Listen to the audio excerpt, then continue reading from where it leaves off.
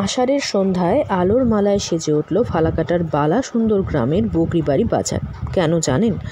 আয়োজন করা হলো ব্যাঙের বিয়ের। ভালো ফসল ফলবে জমিতে, এই আশায় এলাকায় গ্রামবাসীরা ব্যাঙের বিয়ের আয়োজন করেছিলেন। আনা হয়েছিল বাজনা, রাখা হয়নি কোনো ত্রুটি। যেটা হচ্ছে আমাদের বৃষ্টি বাদল হয় না, আমরা ভাবছি যে এই এলাকায় বৃষ্টির অভাবে আমরা চাষবাস করতে পারছি না, এর উপলক্ষে আমরা ব্যাঙের বিবাহ দিব, এই উপলক্ষেই আয়োজন।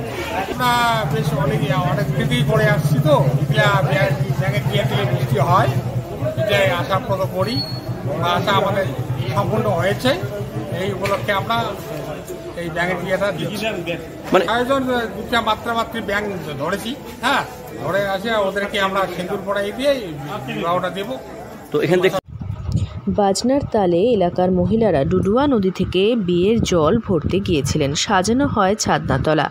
পাত্র ও পাত্রীকে আনা হয়েছিল স্থানীয় এক পুকুর থেকে।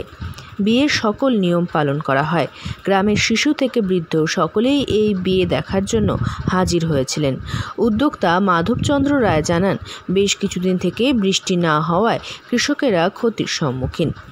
লৌকিক প্রথা অনুযায়ী ব্যাঙের বিয়ে দিলে বৃষ্টির দেখা পাওয়া যায়।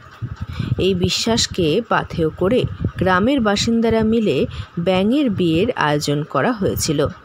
বৃষ্টি হলে ফসল ভালো হবে, তার জন্যই এই আয়োজন তাদের।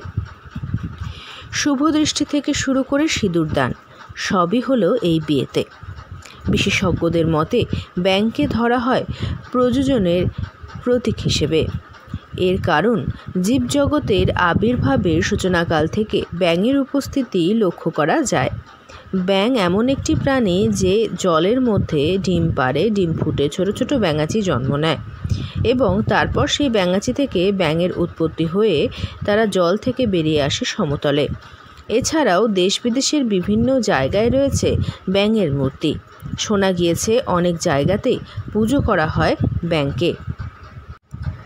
এলাকায় ব্যাঙের বিয়েকে কেন্দ্র করে বিশাল। আলিপুরদুয়ার থেকে অনন্যাদের রিপোর্ট, লোকাল 18 বাংলা।